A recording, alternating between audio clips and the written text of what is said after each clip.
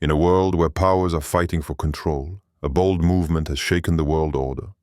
France, traditionally an ally of the United States, has crossed a historic threshold by questioning the established order.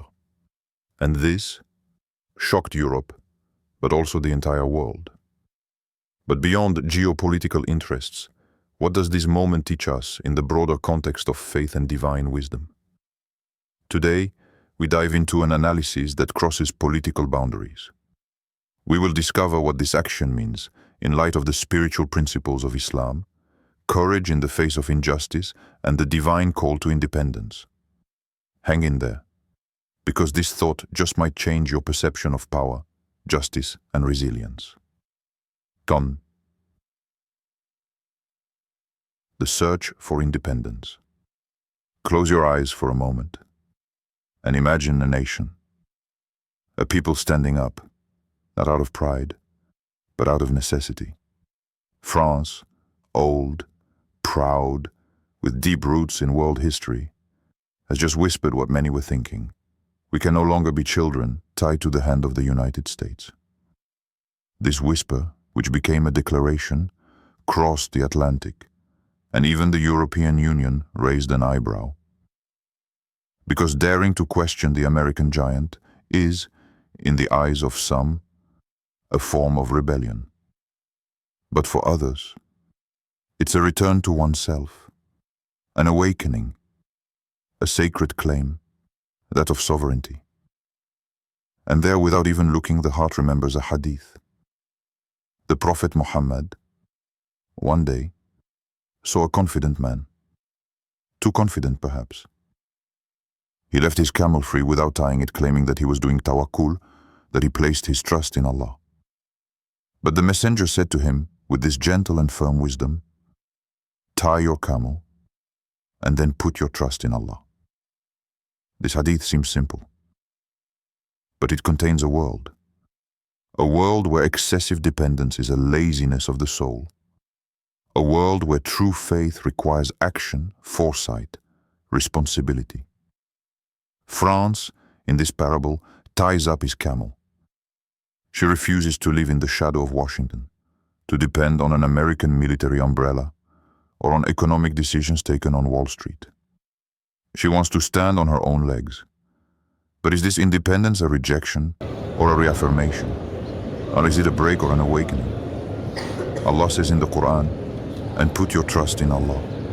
Allah loves those who put their trust in Him. Surat Al-Imran, verse 159.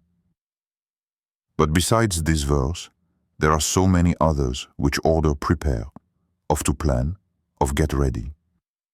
In the divine scale, there is no true faith without movement, no confidence without effort, no independence without responsibility. And this quest for national freedom, this need to cut the invisible cord, joins a more intimate need that everyone feels. Because deep down, you too have already wanted to free yourself. Maybe from the opinions of others, maybe from a toxic job, perhaps from a system that exhausts you, that steals your energy, your peace, your faith.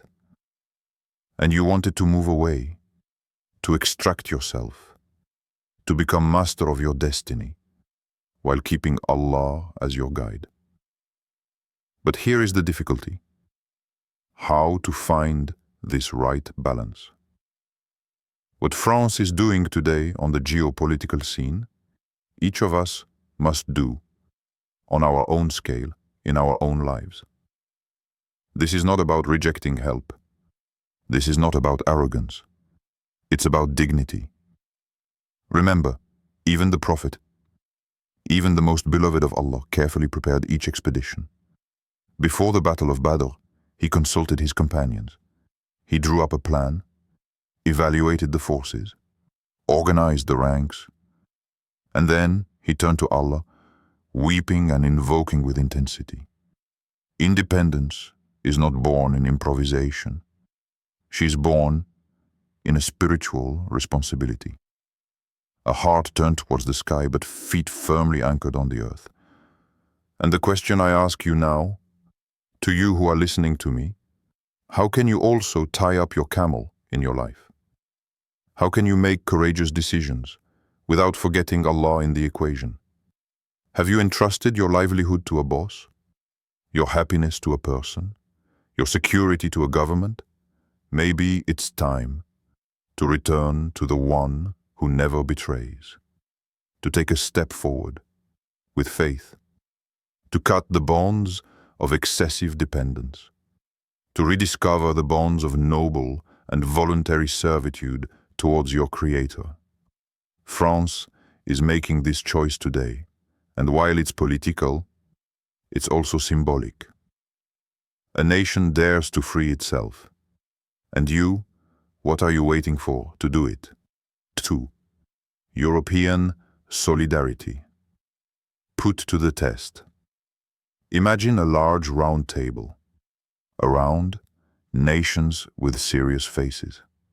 France speaks with a firm voice. Germany listens in silence. Italy raises a doubtful eyebrow. There are disagreements, murmurs, silences that weigh heavier than words. France, in love with sovereignty, is asking for a seemingly simple thing. Let's walk together, united, strong, equals. But union, in this world of intersecting interests, is a more difficult ambition than it seems. European countries, supposed to be members of the same political body, reveal a truth that many preferred to keep quiet. The fractures are there. Italy doubts. Germany hesitates. Poland looks elsewhere. Everyone thinks about their interests, their contracts, their hidden alliances with the United States. And suddenly, this political theater becomes a mirror. A mirror of we, of our community, of our ummah. Because in this scene of troubled diplomacy, we find an immense lesson from our Prophet. He said, "Believers, in their mutual love, mercy and compassion, are as one body. If one member suffers, the whole body reacts with sleeplessness and fever." Sahih al-Bukhari. But what to do when the body seems dissociated? When one suffers, but the other looks away? When the call for unity collides with the cold wall of pride or self-interest? This divide in the European Union is what we are also experiencing in our own ranks, in our families, in our communities, in our ummah. Internal divisions, easy judgments, closed hearts, arguing over details while the world burns around us. There is something painfully familiar about this European scene, because we too know what it is like to have members of the same body who refuse to cooperate. Hearts that are silent when they should beat in unison. And yet, this is not the first time that the Prophet saw his community divided. During the Battle of Uhud, some companions disobeyed. Unity has been broken. The consequence was painful. But the Prophet did not give up. He gathered. He taught. He healed wounded hearts. He showed that the true unity is not born from uniformity, but mercy. And if Europe wants to move forward together, it will have to learn what the Prophet taught more than 400 years ago. Love and compassion are not weaknesses. They are pillars. Without them, there is no fraternity. Without fraternity, there is no sustainable strategy. France calls for unity. But behind this political voice hides a universal spiritual aspiration. Walk together. Speak with one voice. Think not moi. More we. And you, who listen to these words, look around you. Is your family united? Is your community united? Is your heart capable of moving for the pain of your brother or sister? The question is asked, how can we overcome our differences to face common challenges? It is not enough to talk about unity. We must forgive. You have to listen. Sometimes you have to give up your own comfort for the good of the group. European leaders must learn to speak with humility. And we in our homes, in our mosques, in our hearts, must learn to love, even when we disagree. Unity is not a naive dream, it is a divine command. And hold fast together to the cable of Allah, and do not be divided. Surah Al-Imran 103. This cable is still there. But do we all have our hands stretched out to Him, or are we too busy pulling our own weight? 3. The economic and moral consequences. Close your eyes for a moment. Imagine a shopping street in France, once lively, now silent. The windows are empty. The lights are turned off earlier. Stores are closing one after the other. A baker lowers his iron curtain with a heavy heart. A family hesitates to fill their cart, calculating each euro carefully. All this because of an economic war unleashed on the other side of the ocean. A decision taken in Washington which resonates in the silent corridors of an SME in Bordeaux. Globalized capitalism has its laws, but rarely his hearts. The new taxes imposed by the United States are hitting, and they hit hard. It's not just a matter of numbers. It's not just GDP, indices, or quarterly reports. It is a human reality. Lives turned upside down, jobs lost, abandoned dreams. And in this storm, a question arises. What remains of our values? France, Europe, are being put to the test. Not only economically, but morally. Will they agree to sacrifice justice in the name of opportunism? Will they turn a blind eye to the most vulnerable to save big companies? Or, in this crisis, will they rediscover what makes the nobility of a nation? Solidarity, compassion, equity. It is in difficult times that the soul of a people is revealed. Islam has always taught us this. When Medina was going through a famine, the Prophet Muhammad did not organize an emergency summit or decree a multi-million plan. He simply gathered hearts. He said to the rich, "Give, share, support, because your wealth is only worth what it can save."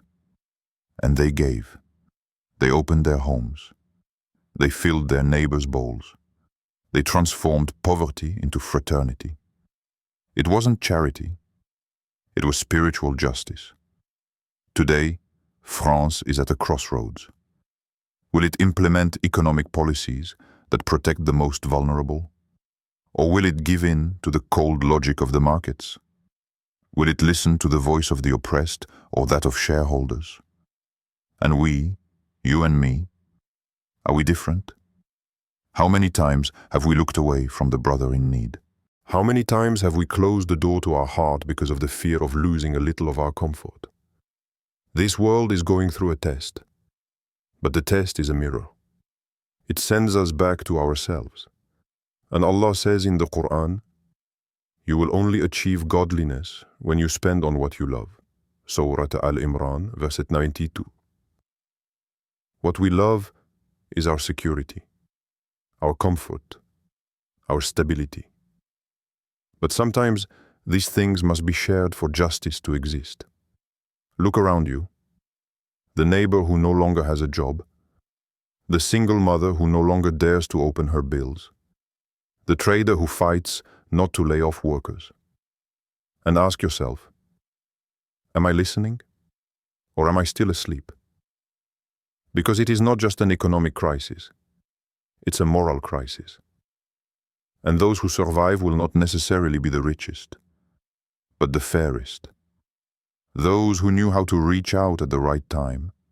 Those who know how to say no to indifference. Those who, as in the time of Medina, will have understood that to give is not to lose, but it is live your humanity fully. So I ask you the question again. How can we, individually and collectively, support those who are economically vulnerable during these uncertain times? And if the answer didn't come from a government plan, but from your heart? 4. Response to international challenges. There comes a time in the history of nations when silence becomes complicity, where prudence turns into submission, and where waiting is no longer a strategy, but an abdication. This moment, France seems to have recognized it. In a daring about-face, she urges her businesses to curb investments in the United States, not out of hostility, but out of assertion of its sovereignty. A disturbing act. An act that surprises even its closest allies within the European Union.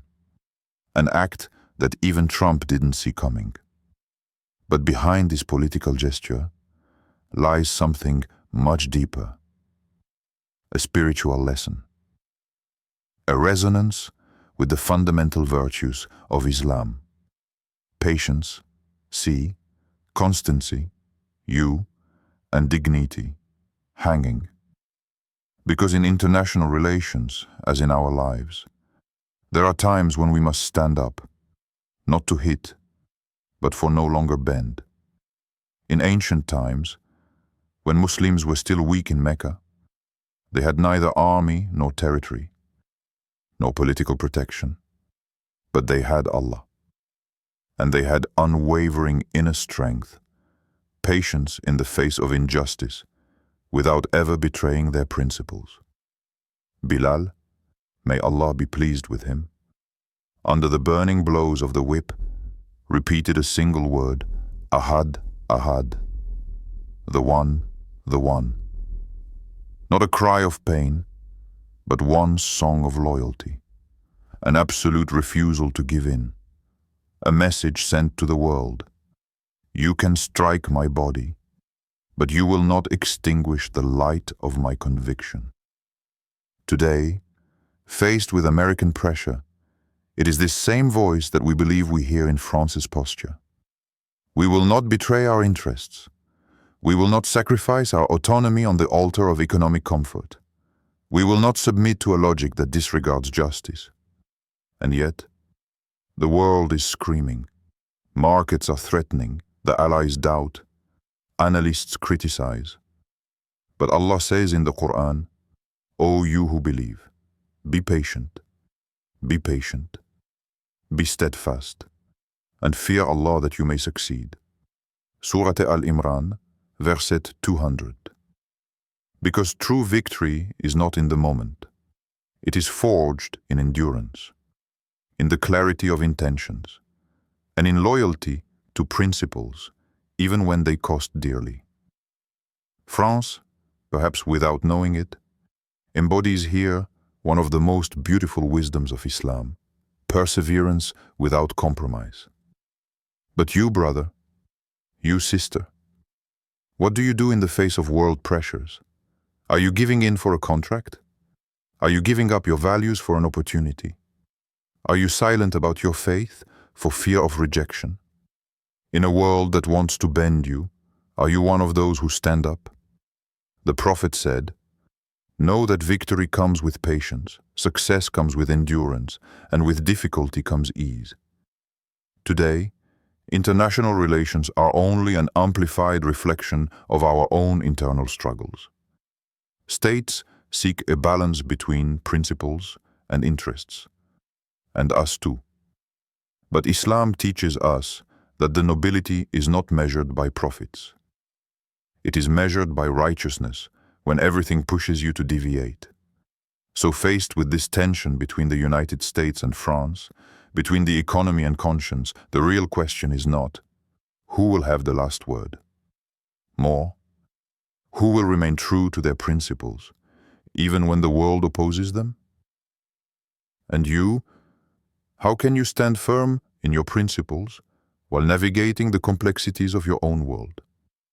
Perhaps by answering this question, you will discover that geopolitics is also a spiritual school, and that behind every international decision, there is a mirror held up to your soul.